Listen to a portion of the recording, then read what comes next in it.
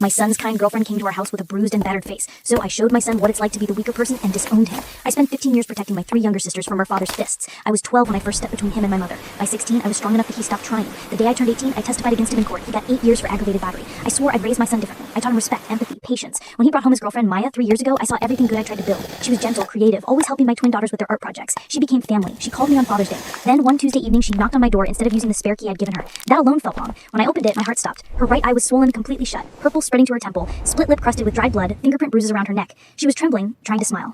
"Hi, Dad," she whispered using the name she'd started calling me last year. I pulled her inside. My daughters gasped. Maya collapsed in my arms and I felt her whole body shaking with silent sobs. "She choked me this time," she whispered. "I thought I was going to die."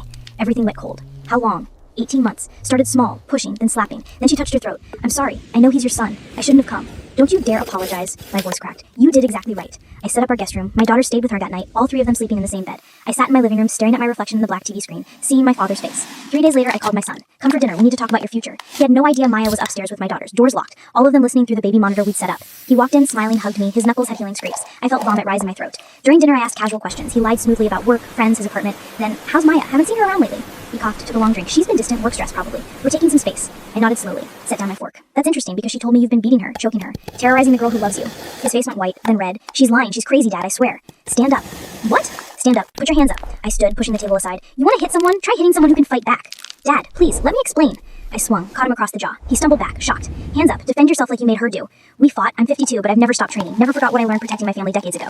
Every punch I landed, I said her name. "This is for Maya. This is for every time she begged you to stop. This is for making me raise a monster." He tried fighting back at first, then just defended, then just cowered. Blood ran from his nose, his lips split, eyes swelling just like Maya's. "How does it feel?" I grabbed his collar. "Being powerless, scared, knowing someone you trusted is hurting you? Stop, please." "Did you stop when she said please?" That's when Maya screamed from the stairs. My daughters were holding her back, all of them crying. Seeing her face, the horror, the fear, even for him, I let go. My son collapsed, looked up at Maya. "She came to us because she had nowhere else safe to go. Because you made sure she was isolated and dependent and terrified." I pulled out my phone, called her father, put it on speaker. "Tom, this is Robert. Your daughter's been staying with us. My son's been abusing her. She's safe now, but I think you should come get her."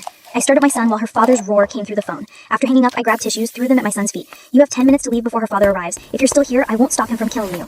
"Dad, I'm not your father anymore. Fathers raise men, not cowards who hurt women. You're dead to me. If you ever contact Maya, my daughters, or me again, I'm going to the police with everything. She has photos, videos, texts. We have enough to put you away for years." He limped out, bloody and broken. Maya stayed with us for 2 months before moving in with her parents. She pressed charges. He took a plea deal. 2 years mandatory counseling. My daughters still talk to her weekly. She's in therapy, slowly healing. I haven't spoken to my son in 8 months. Sometimes I see my father's violence in what I did that night, and it haunts me. But I also see Maya laughing with my daughters last weekend, finally free. I lost a son, but I saved a life. I just don't know if I did it the right way.